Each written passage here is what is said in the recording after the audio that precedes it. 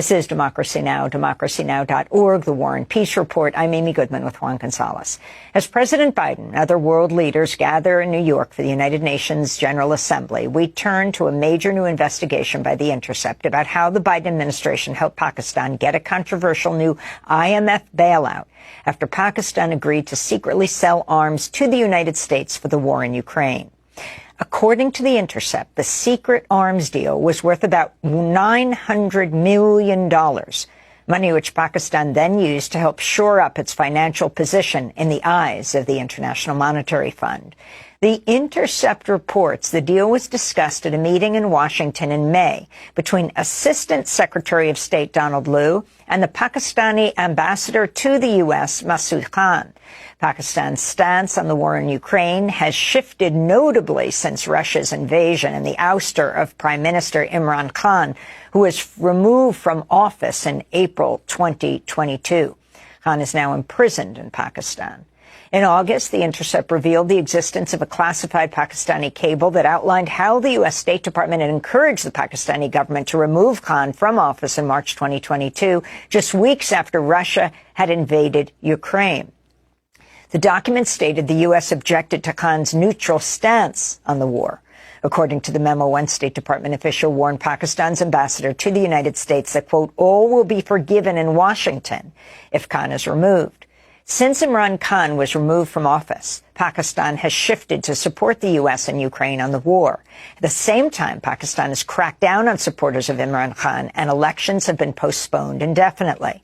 Meanwhile, the strict conditions of the IMF bailout have sparked mass protests in Pakistan. We're joined now by Ryan Grim, The Intercept's Washington bureau chief. His latest piece, co-written with Murtaza Hussain, is headlined, U.S. helped Pakistan get IMF bailout with secret arms deal for Ukraine, leaked documents show. So elaborate on this, Ryan Grim. Talk about the significance of the arms deal and Pakistan's changing position on the Ukraine war. In fact, it happened to be that Imran Khan was visiting with Russia President Putin the day Russia invaded Ukraine.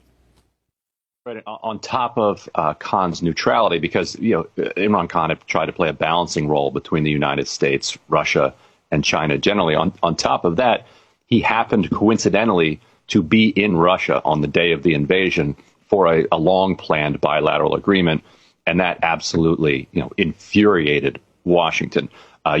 Several weeks later is when you had that critical meeting where Assistant Secretary Don Lu conveyed Washington's impression, which was that if Khan stays in power, Pakistan will be isolated from the EU and from the United States. But if Khan is pushed out of power, then all will be forgiven, because as Lu put it, Washington understood that Imran Khan's policy was his own policy and not the policy of Pakistan. In other words, that if somebody new were put in place, the hope was that Pakistan would then become a key ally again of the United States in its geopolitical struggle generally, but very specifically with Ukraine and Russia. What's key to understand is that the United States doesn't actually have much of an industrial base when it comes to producing the ammunition, munitions, artillery shells, the kind of low-grade weapons that you need for the kind of grinding war that's going on between Ukraine and Russia. If you want, $100 million F-35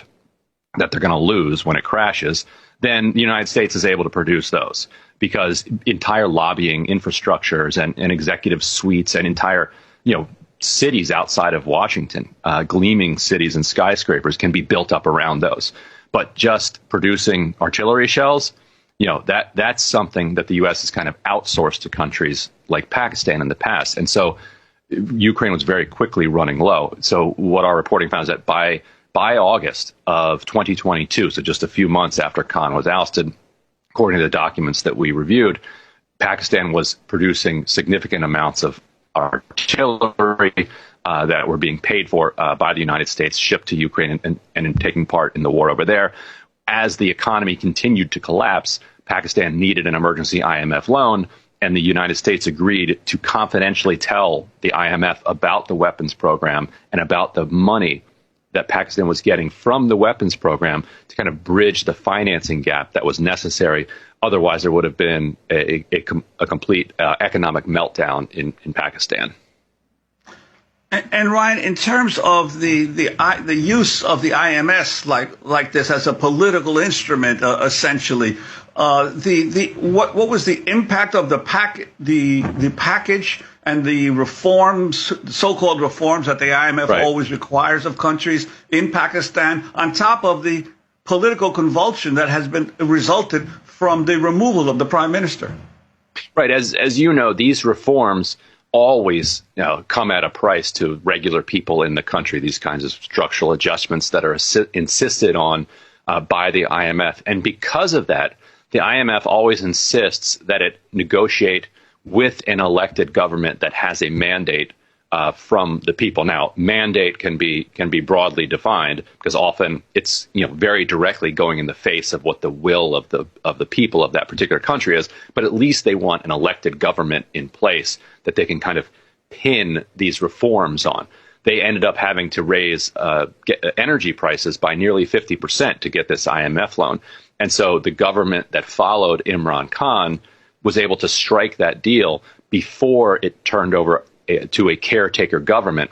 The goal of and the only mandate of a caretaker government is to hold elections. But because this massive IMF deal was in place, Pakistan can now kind of run on cruise control for a while. And so that is the financing that has then allowed them to postpone the elections, and not just postpone the elections, but deepen this very brutal crackdown with thousands of supporters of Imran Khan getting rounded up, Imran Khan himself in prison, Imran Khan's deputies in prison.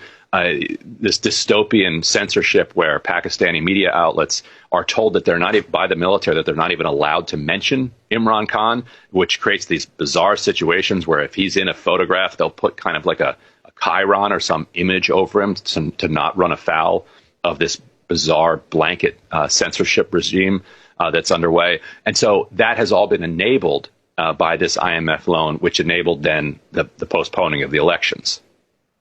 And since Khan was removed from power, what has been Pakistan's position on the war in Ukraine?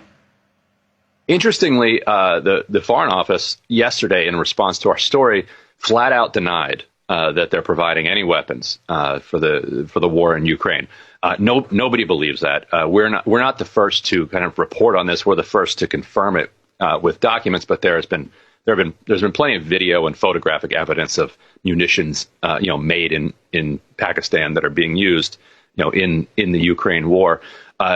So publicly, they're still proclaiming some sort of neutrality, but you have had comments from the military leadership that have been hostile towards Russian invasion and have kind of satisfied the United States requirement. And the fact that they're operating this multi-$100 million, it's over $1 billion by now because our data stopped last summer. The production of the munitions for the war effort makes it clear that after Khan was removed, Pakistan became a reliable ally of the United States in this war. Before we move on to the showdown on Capitol Hill around the government shutdown, I wanted to ask you about the person you interviewed, Arif Rafiq, Ryan, who said Pakistani democracy may ultimately be a casualty of Ukraine's counteroffensive. So why would the U.S. and its allies go to such lengths for Pakistan's allegiance to on Ukraine?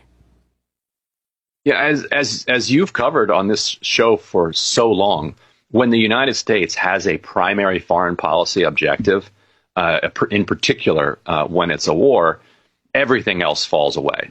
And that's what you're seeing in Pakistan now. And for Pakistanis, the irony is clearly not lost, that the United States and is bringing together kind of the world to stand up for the defense of democracy and sovereignty in Ukraine.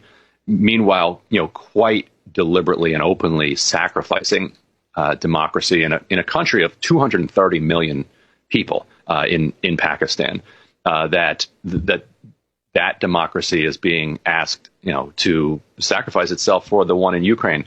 And so it's also caught up in the geopolitics of Pakistan's, shifting relationships with Russia, with China, and with the Gulf countries, which obviously don't even pretend to be, champions of democracy. So now pretty much everyone involved with Pakistan now is no longer, pushing for any defense of civil society or human rights within the borders, though perhaps the protests and the pressure that's coming internally from Pakistan might force some sort of reckoning in the State Department as their rhetoric gets too far removed from the reality.